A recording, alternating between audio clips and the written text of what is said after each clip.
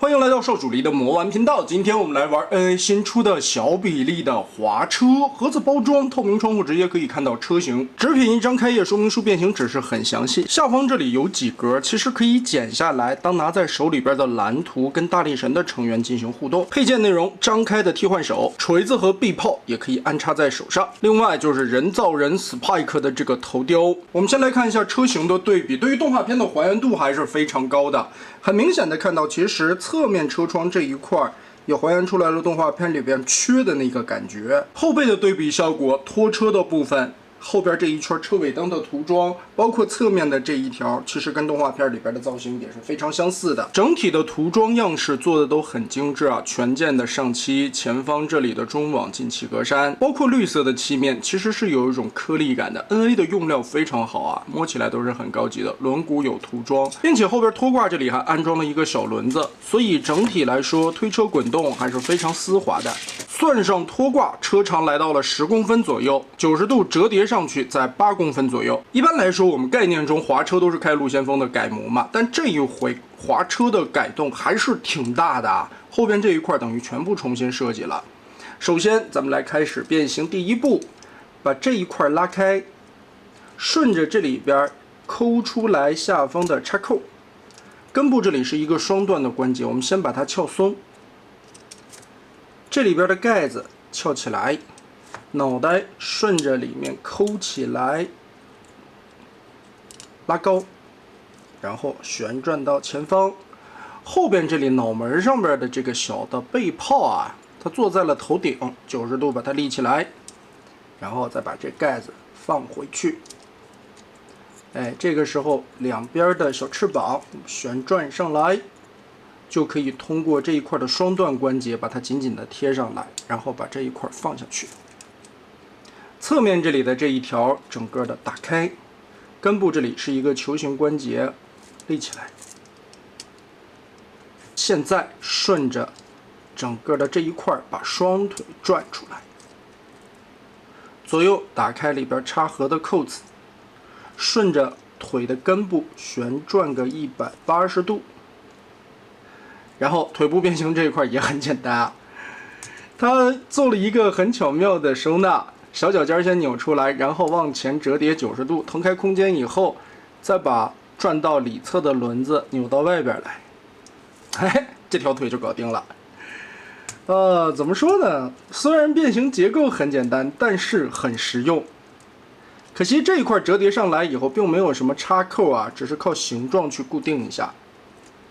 那两条腿我们现在搞定，上半身这里在脱开胳膊的时候要注意，根部这里边是球形的双关节，把它拉开。主要还是要调整这个球关的根部，在人变车密合的时候才能调整到位啊。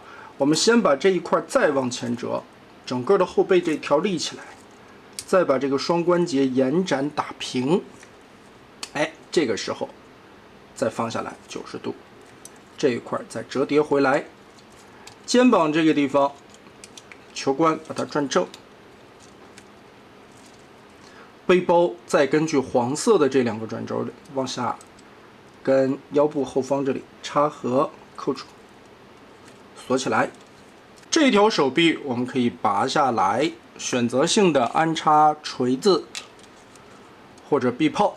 但是我尝试了一下，如果手上边是臂炮形态的话，无法做到一体变形，这一块会稍微的顶着后边啊，所以呢，变形的过程中只能变成2只手的形态去变成车。变形完成，人形到头顶在9.5公分左右。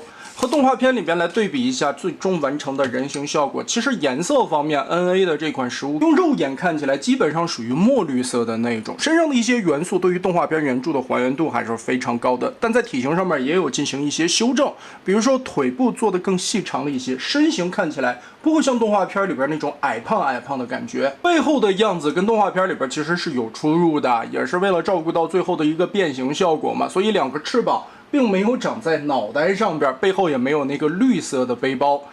其实这个我觉得动画里边反而不太合理吧？怎么突然之间2个翅膀是长在脑子上边了？我觉得是算作画失误的一种表现吧。而且 NA 的这款其实还原出来了头炮长在了脑袋上的这一个作画失误。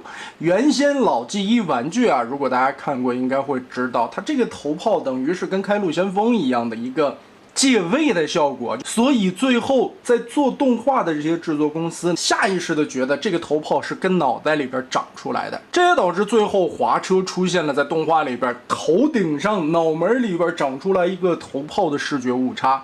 说白了就是透视关系没理解好。小小的用料涂装都很好，拿起来会显得特别的精致，眼睛这里也上了金属漆，头部变形的需要360度的旋转，并且开口的球碗可以把这个脑袋抬到很高的幅度。甚至呢，因为这一块的结构关系啊，根部是双段关节，所以活动范围会非常的大。翅膀这里要打开，哎，我忘了一点啊，这个肩膀头子需要旋转个180度，把这个斜坡面弄出来。哎，幸亏及时发现，差点要打脸。整个根部这一块吧，360度也做不到，因为后边这个翅膀会绊到啊。虽然是一个球形关节，但它最大的幅度也就张到这里了。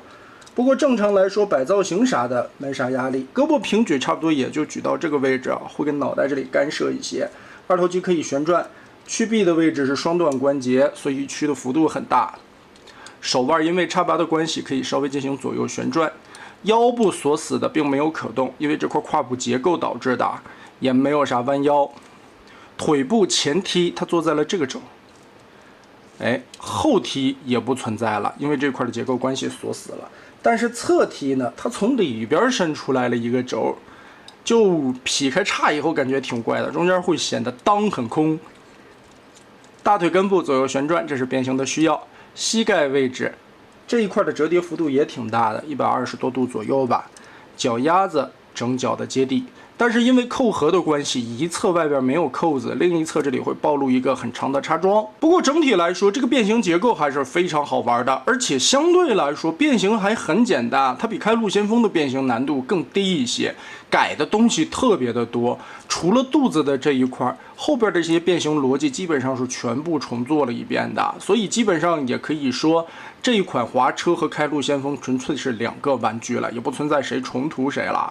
那整体来看的话 ，NA 保持了一贯优秀的用料材质，做工方面，在每一个板件细节工艺上要求都是非常高的。变形设计也是贯彻了 NA 家一直好玩的那个思路啊。